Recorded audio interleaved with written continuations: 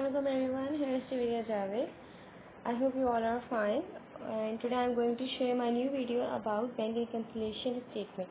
Okay, bank reconciliation statement बहुत important chapter है for intra commerce and for BCom as well. ठीक है, मैं आपको कुछ basic method और basic point आपके साथ share करूँगी.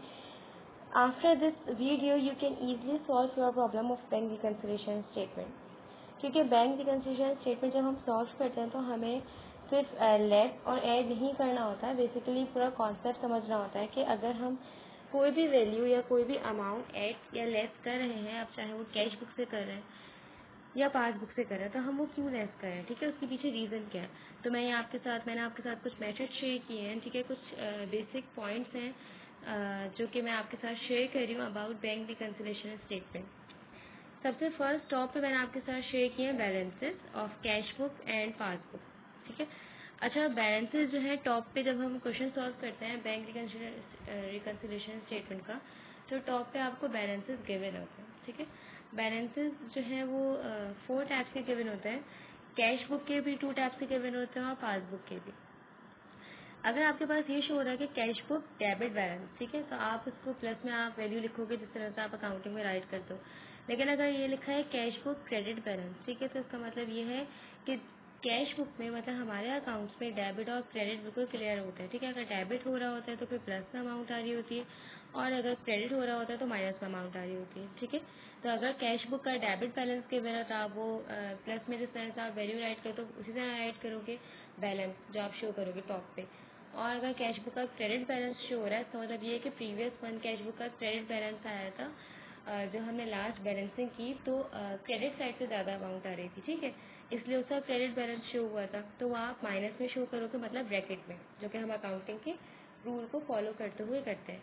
पासबुक का रूल मतलब पासबुक की जब हम बात करें तो हम बैंक की बात कर रहे होते हैं. आपको पता है कि बैंक में डेबिट अमाउंट जो है वो उसका मतलब ये होता है कि अगर बैंक में कोई अमाउंट डेबिट होती है इट मीन्स माइनस, और अगर कोई अमाउंट क्रेडिट होती है इट मीन्स प्लस. ठीक है, आपके पास बैलेंस वगैरह भी आपके पास जब आप कोई अमाउंट वगैरह ट्रांसफ़र करते हो तो आपके पास मैसेज भी आता है कि बैंक डेबिटेड दिस अमाउंट. ठीक है, इसका मतलब ये है कि बैंक से पैसा कम हो गया.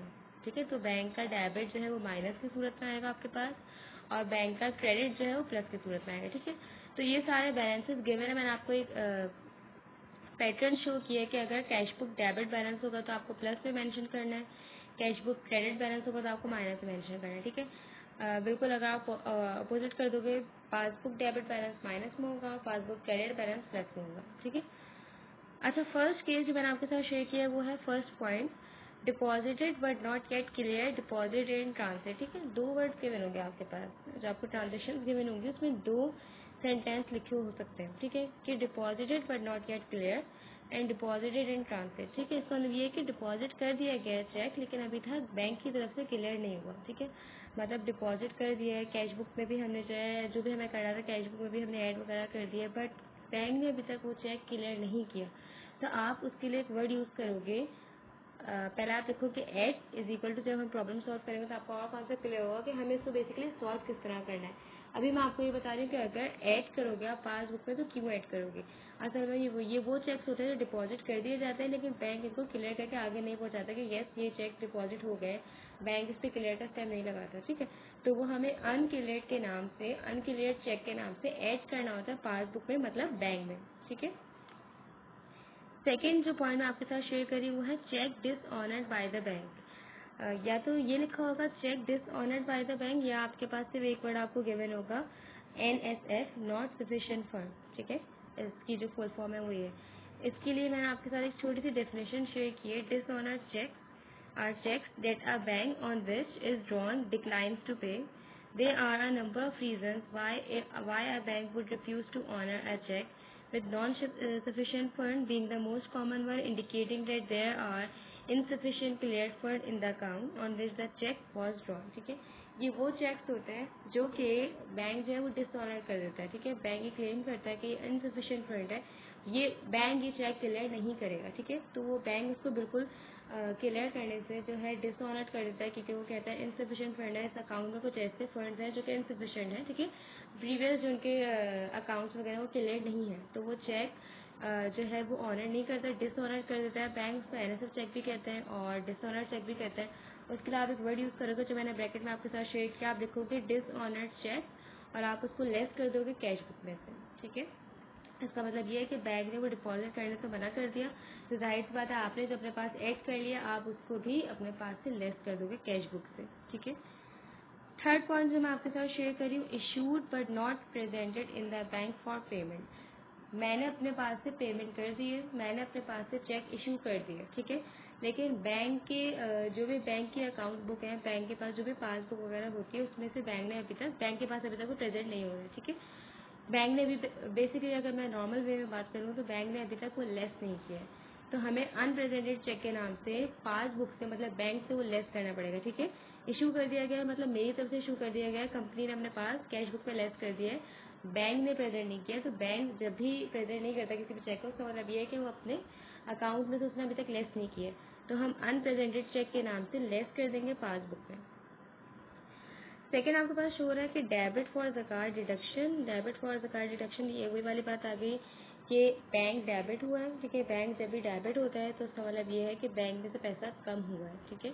तो बैंक ने ज़कात पे कर दी है बेसिकली, अगर मैं सिंपल वर्डिंग में बात करूँ, बैंक ने जो है मेरे अकाउंट से डायरेक्ट ज़कात पे कर दिए। अब मुझे अपने कैश बुक में से वो अमाउंट लेस करनी है कि इतना पैसा मेरे बैंक से कम हो गया, क्योंकि जब बैंक डायरेक्ट पेमेंट करता है तो मुझे पता नहीं चलता ऑन टाइम, ठीक है, ऑन स्पॉट मुझे पता नहीं चलता, लेकिन जब बाद में जो बैंक जो भी मुझे स्टेटमेंट वगैरह देता है तो मुझे पता चलता है अच्छा मेरे अकाउंट में से ये अमाउंट डेबिट हुई थी, ठीक है, किस वजह से हुई थी वो सब कुछ भी डिटेल में होता है। तो फिर मैं अपने कैश बुक से वो अमाउंट लेस कर दूँगी जो मेरे अकाउंट से ऑलरेडी कम हो चुकी है।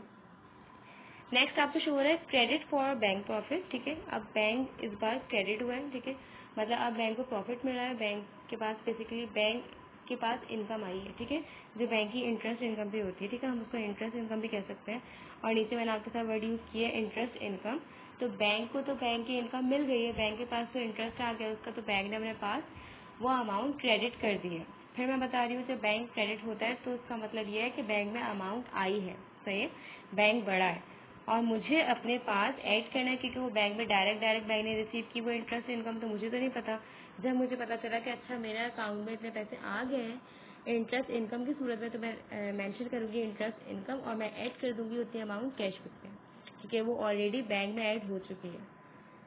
प्रॉमिसरी नोट, और इसके लिए नोट पेबल का वर्ड भी यूज होता है, प्रॉमिसरी नोट भी कह सकते हैं, इसकी मैंने भी इसके छोटी सी डेफिनेशन मैंने आपके साथ शेयर की है। Promissory note sometimes refer to as note payable is a legal instrument in which one party promises in writing to pay a determinate sum of money to the other, either at a fixed or determinable future time or on demand of the payee under specific terms and condition। एक तरह से एक note होता है जो कि एक party दूसरी पार्टी से वादा करती है कि वो फ्यूचर में पे कर देगी, ठीक है, एक तरह से ये वादा होता है, ठीक है। तो ये एक ऐसी अमाउंट होती है जो फ्यूचर में पे की जाती है, ठीक है, और या तो उसके जो जिसको आपको पे करना होता है उसकी डिमांड के ऊपर पे की जाती है, तो आपके ऊपर होता है तो उसके ऊपर होता है कि अगर वो आपसे डिमांड करें, आपके और उसके बीच कोई कॉन्ट्रैक्ट हुआ था, ठीक है, तो आपने एक प्रॉमिसरी नोट को जो है साइन किया था कि ठीक है इतनी पेमेंट मैं तुम्हें आगे फ्यूचर में कर दूंगा, ठीक है।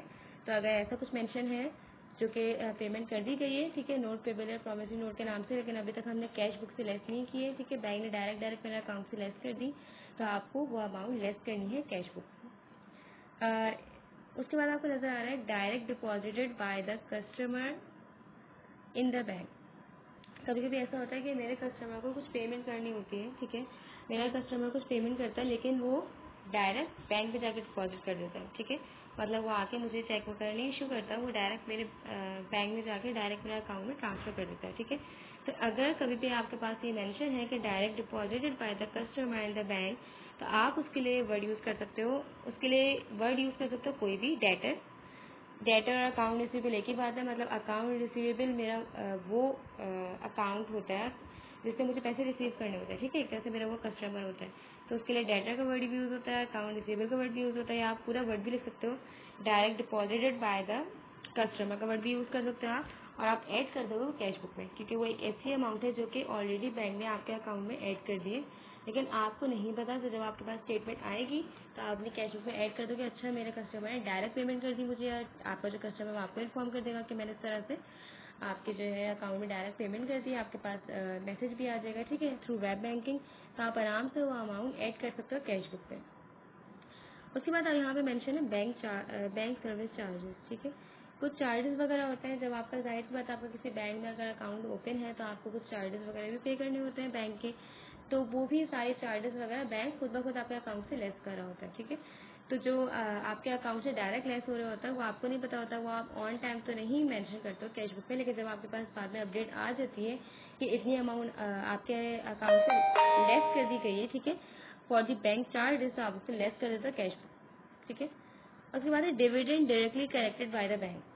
डिविडेंड भी एक इनकम होती है एक तरह से बैंक की, वो बैंक ने कलेक्ट कर लिए, ठीक है, बैंक ने कलेक्ट कर लिए डिविडेंड इनकम, और बैंक ने कलेक्ट करने के बाद आपके अकाउंट में जो है ट्रांसफर कर दिए, मतलब बैंक बढ़ गया है।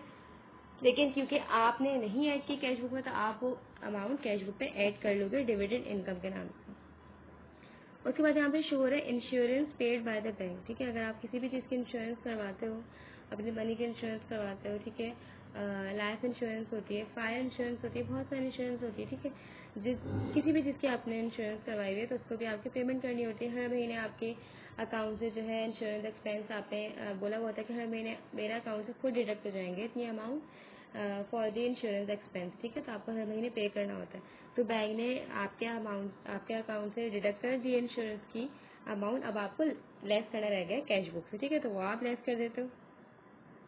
अच्छा, इशूड बट प्रेजेंटेड आफ्टर, ठीक है, वही वाली बात अगर हमने बिल्कुल स्टार्टिंग में पढ़ी थी कि इशू कर दिया जाता है, ठीक है, लेकिन प्रेजेंट नहीं होता, ठीक है, जो कि इशू कर दिया गया है, ठीक है, लेकिन अभी तक प्रेजेंट नहीं हुआ है कि इशू कर दिए, ठीक है, मतलब मैंने तो इशू कर दिया अपने पास से, लेकिन क्योंकि बैंक ने अभी तक इशू नहीं किया, तो मुझे बैंक से जो है मुझे अपने पास से जो है वो लेस करना होता है, तो मैं अनप्रेजेंटेड के नाम से लेस कर देती हूँ कैश बुक से, ठीक है, क्योंकि मेरे अकाउंट में से तो पैसे इशू कर दिए गए, लेकिन बैंक के पास अभी तक प्रेजेंट नहीं हो रहा है कि वो अमाउंट जो है वो इशू कर दिए, ठीक है, मतलब ये चेक जो है वो इशू कर दिया, ठीक है। तो जब वो चेक कभी भी बैंक आगे जाके किसी भी डेट को इशू कर देता है, ठीक है, अब बैंक ने इशू कर दिया, मेरे अकाउंट से कम हो गया, लेकिन मुझे कैश बुक से भी उस अमाउंट को लेस करना है जो कि मैंने ऑन टाइम लेस नहीं की। उसके बाद आपके साथ शेयर हुआ check issued but not recorded in cash book, ठीक है, वही वाली बात आगे बिल्कुल सेम एज ऊपर वाली बात है कि चेक इशू कर दिया गया और रिकॉर्ड नहीं किया गया कैश बुक में, ठीक है, मतलब मैंने चेक पे कर दिया है, ठीक है, डायरेक्ट बैंक ने भी वो अमाउंट लेस कर दिया मेरे अकाउंट से, पर मैंने कैश बुक पे रिकॉर्ड नहीं किया, तो मुझे अपने कैश बुक से भी वो अमाउंट लेस करनी है जो कि मैं ऑलरेडी पे कर चुकी हूँ। इसके नीचे बिल्कुल इसका अपोजिट होगा, check deposited but not recorded in cash book, मेरे अकाउंट में एक चेक डिपॉजिट हो गया लेकिन मैंने अभी तक उसको अपनी कैश बुक में ऐड नहीं किया, तो वो अमाउंट में ऐड कर दूँगी। ऊपर वाला चेक मैं इशू किया है तो वो लेस करूँगी, और नीचे वाला चेक मेरे अकाउंट में डिपॉजिट हुआ है तो वो मुझे ऐड करना होगा, ठीक है। बैंक चार्जेस वही वाले बैंक चार्जेस वगैरह होते हैं, मार्कअप होता है जो बैंक ऑलरेडी मेरे अकाउंट से लेस कर देता है, बिल्कुल सेम एज इट इज जो हमने ऊपर पढ़ा, वो भी आपको अपनी कैश बुक से लेस करना है क्योंकि वो डायरेक्ट आपके अकाउंट से जो है लेस हो रहा होता है, ठीक है। तो बस आपको अपनी कैश बुक से लेस करना रह जाता है। जब आपके पास मैसेज आता है कि बैंक ने ये सर्विस चार्जेस पे कर दिया या मार्कअप चार्जेस पे कर दिए, तो आप अपने पास कैश बुक में भी रिकॉर्ड कर लेते हो कि इतनी अमाउंट आपके अकाउंट से कम हो गई है। उसके बाद आपके पास शो हो रहा है आउटस्टैंडिंग चेक, बहुत इंपॉर्टेंट है, ठीक है, इसकी भी मैंने आपके साथ डेफिनेशन शेयर की है। Outstanding cheques are those that have been written and recorded in cash book amount cash account of the business but have not yet cleared the bank account, ठीक है, they need to be deducted from the bank balance. This often happens when the check are written in the last few days, ठीक है। कभी कभी ऐसा होता है कि कोई चेक हम इशू करते हैं, ठीक है, इशू करते हैं, वो हम अपनी कैश बुक में भी रिकॉर्ड कर देते हैं कि हमने ये चेक इशू कर दिए हैं, लेकिन क्योंकि वो महीने के आखिर में इशू किए गए होते हैं तो वो फॉर्म बैंक नहीं रिकॉर्ड कर पाता, ठीक है, क्योंकि नीचे एक लाइन मेंशन है, this often happens when the cheques are written in the last few days of the month, ठीक है, महीने के आखिर में ये सारी पेमेंट्स वगैरह होती है, वो बैंक फॉर्म नहीं रिकॉर्ड कर पाता, तो ये हम आउटस्टैंडिंग चेक के नाम से लेस कर देते हैं पासबुक से, ठीक है, क्योंकि कैश अकाउंट में या कैश बुक में तो हमने ऑलरेडी राइट भी किए होते हैं और इशू भी किए होते हैं, ठीक है, लेकिन हमने उनको पासबुक में रिकॉर्ड नहीं किया होता, they need to be deducted from the bank balance, मतलब उनको बैंक के अकाउंट से भी कम होना है, तो हम लेस करेंगे पासबुक में। अच्छा, अब यहाँ पे मैंने आपके साथ दो सिचुएशन शेयर किए हैं, ठीक है, कभी भी अगर आपके पास शो हो रहा है कि if bank debited any amount then less in cash book, मैंने फिर बताया आपको बैंक जब भी डेबिट होता है तो इसका मतलब है कि पैसों में कमी आई है, तो कोई भी अमाउंट अगर बैंक ने डेबिट की है तो वह आपको अपने कैश बुक से लेस करनी है, and if bank credited any amount then add in cash book. और अगर बैंक में कोई भी अमाउंट क्रेडिट हुई है, इसका मतलब बैंक बड़ा है, तो वह अमाउंट आपको अपनी कैश बुक में ऐड करनी है। ये दो सिचुएशंस मैंने आपके साथ शेयर किए, अगेन मैं आपके साथ शेयर कर रही हूँ। If bank debited any amount then less in cash book, क्योंकि बैंक में डेबिट का मतलब होता है minus, and if bank credited any amount then add in cash book. उसके बाद छोड़े मैंने एक और केस आपके साथ शेयर किए, under cast and over cast. ठीक है, under cast and over cast की सिचुएशन जो है वो कैश बुक पे डिपेंड है। Basically credit side of the cash book was under cast and debit side of the cash book was over cast. दोनों सूरतों में कैश के बैलेंस में कोई प्रॉब्लम होती है, जिसकी वजह से ऊपर वाली जो credit side of the cash book was under cast है, उसमें भी कुछ ना कुछ प्रॉब्लम होती है, कोई अमाउंट गलती से ऐड हो जाती है। ठीक है, क्रेडिट साइड में कोई अमाउंट गलती से ऐड हो जाती है, कमी हो जाती है किसी चीज़ की या ज़्यादा हो जाती है किसी चीज़ की, तो वो मुझे लेस करना होता है कैश बुक पे। और नीचे भी debit side of the cash book और ओवरकास्ट कोई अमाउंट, दोनों सूरतों में हमसे कोई मिस्टेक होती है, हमसे कैश बुक में कोई ऐसा बैलेंस रिकॉर्ड हो जाता है जो कि हमें नहीं रिकॉर्ड करना होता। तो अगर ये दोनों सिचुएशन आपके पास गिवन होंगी, तो आपको दोनों सिचुएशन में कैश बुक में वो अमाउंट लेस करनी है। अब चाहे वो credit side of the cash book was under cast हो या debit side of the cash book was overcast हो। ठीक है, लास्ट में मैं आपके साथ शेयर कर रही हूँ एरर। कभी कभी ऐसा भी होता है कि एरर आपको फेस करना पड़ता है। डिपेंड है एरर कि कैश बुक का एरर है या पासबुक का एरर है। मतलब एरर आपने किया है अपने अकाउंट्स में, अपनी कैश बुक में, या बैंक ने किया अपनी पासबुक में। मैंने यहाँ पे एक डेफिनेशन शेयर किया आपके साथ। It is depending that is error occurred in cash book और passbook and what the situation error would be in deposited और issued of cheque which will be mention in your question. जो भी आपके question में error given होगा, अब चाहे वो डिपॉजिट की सूरत में कि आपने डिपॉजिट करी कोई अमाउंट, ठीक है, और डिपॉजिट ज़्यादा करनी थी कम हो गई है, या कम करनी थी ज़्यादा हो गई है। एक्चुअली ये सब नंबर्स का एरर होता है कि कभी कभी 689 को हम 896 रिकॉर्ड कर देते हैं, यहाँ 1000 को 100 रिकॉर्ड कर देते हैं। ठीक है, 98 को 89 रिकॉर्ड कर देते हैं। तो ये छोटे मोटे एरर होते हैं जो कि हमें फेस करने पड़ते हैं, क्योंकि नंबर्स में या रिटर्न में जाहिर सी बात है मिस्टेक हो जाती है। कुछ मिस्टेक हमसे हो जाती है, कुछ बैंक से हो जाती है।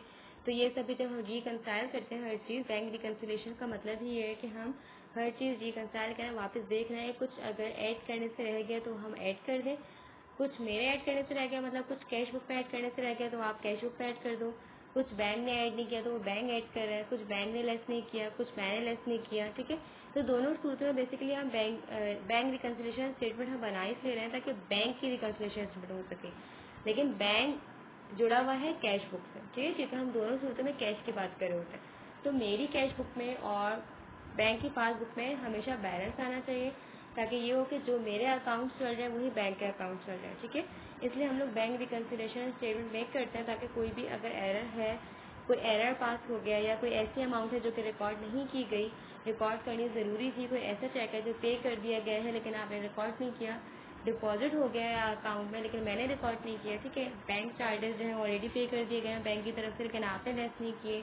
तो ये छोटी मोटी चीज़ें जो भी हैं हम बैंक रिकंसिलेशन स्टेटमेंट बनाते हैं और उसको रिकंसाइल करते हैं। ठीक है, अब जब एंड में हमारा बैलेंस आ जाता है कैश बुक और पासबुक का दोनों का सेम, तो इसका मतलब ये होता है कि अब सारे अकाउंट्स क्लियर हैं। कंपनी के भी सारे अकाउंट्स क्लियर हैं क्योंकि कंपनी कैश बुक बना रही होती है, और बैंक के भी सारे अकाउंट्स क्लियर हैं क्योंकि बैंक पासबुक बना रहा होता है। ठीक है, तो ये मैंने आपके साथ कुछ बेसिक मेथड शेयर किए बैंक रिकंसिलेशन स्टेटमेंट के। You can copy this method, you can copy these basic concept. ठीक है, आप इनको कहीं पे कॉपी भी कर सकते हो। ठीक है, इनके स्क्रीनशॉट भी ले सकते हो, अपने पास रख सकते हो, बहुत हेल्पफुल होंगे।